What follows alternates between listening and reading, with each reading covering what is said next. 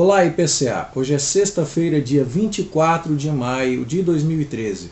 Nós estamos juntos há 397 dias lendo a Bíblia e hoje leremos os capítulos 13 a 15 do livro de Deuteronômio.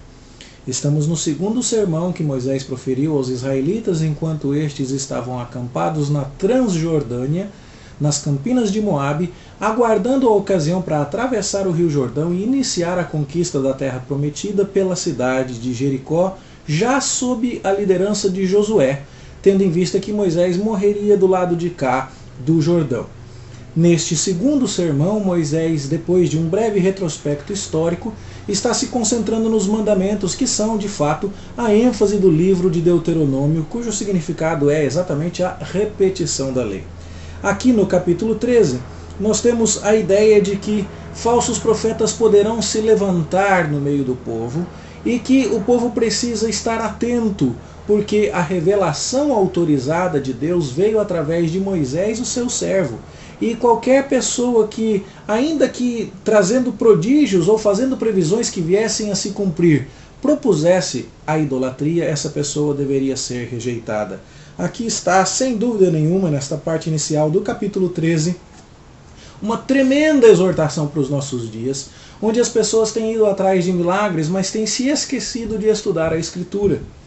Veja que Deus admite que pode acontecer de alguém anunciar um sinal ou prodígio e esse sinal ou esse prodígio de fato vir a acontecer do jeito que a pessoa falou. No entanto, se ela propusesse a idolatria e propusesse algo contrário ao que já havia sido revelado através de Moisés, mesmo que ela fosse capaz de executar milagres, essa pessoa deveria ser recusada, ela deveria ser completamente rejeitada e, além de tudo, sofrer a pena de morte. Que palavra para os nossos dias, onde por todos os cantos onde andamos neste nosso Brasil, temos um monte de gente propalando milagres, mas quase ninguém se voltando para o estudo da Escritura. Que palavra atual para nós. A outra coisa que vemos aqui é que se a idolatria não fosse proposta por alguém que realizou milagres, mas se ela fosse proposta por um membro da família, que as pessoas não deveriam ter misericórdia, mas deveriam ser os primeiros a contestar até mesmo o seu mais próximo ente querido.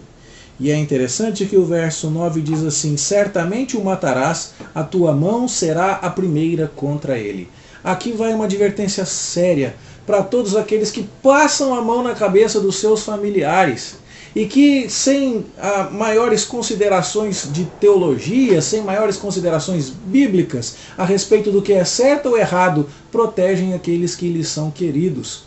Você e eu não somos chamados para proteger a nossa família às custas da desobediência da lei de Deus. A melhor proteção que podemos dar aos nossos amados é levá-los à obediência da palavra do Senhor.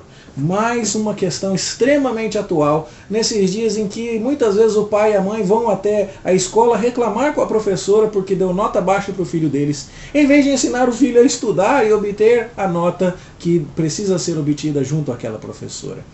É hora de também atentarmos para isso. Não só para o fato de que milagres não querem dizer nada se estiverem contrários à Escritura, mas também para o fato de que nosso dever para com a palavra de Deus é maior do que os nossos laços familiares. E nós devemos sim estar ao lado de Deus, ainda que isso signifique estar contra a nossa família. Outra coisa importante aqui neste capítulo 13 vem no verso 14. A ideia de que se alguém ficasse sabendo de que em alguma cidade houve a idolatria, houve uma rebeldia contra Deus, aquilo precisava ser inquirido, investigado e perguntado com diligência, porque o pecado no meio da nação era um perigo extremo e a simples suspeita de pecado deveria ser investigada com toda a seriedade para que o pecado fosse eliminado do meio do povo.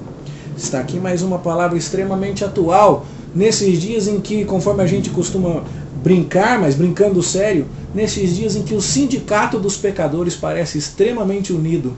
Muitas vezes, quando nós ficamos ouvindo rumores de pecado na igreja, é lamentável ver que há irmão tentando encobrir o pecado do outro, ao invés de expor, tratar, disciplinar, corrigir. Não, a ideia completamente contrária que tem circulado por aí deste princípio que nós vemos aqui em Deuteronômio capítulo 13. O pecado tem que ser investigado, ele tem que ser com diligência inquirido para que ele possa ser tratado, para que ele possa ser removido, para que haja santidade no meio do povo de Deus. Caso contrário, em tudo isso o povo estaria sendo disciplinado. Ou se desse ouvidos para quem fez milagre, mas contrariou a Bíblia. Ou se desse preferência a laços familiares, sacrificando, por outro lado, aqueles que a obediência à palavra de Deus. Ou então se deixasse o pecado sem inquiri-lo, sem investigá-lo e sem tratá-lo. Que palavra poderosa essa nós podemos ver aqui. O capítulo 14 repete algumas leis que nós já vimos quando estudamos Levítico.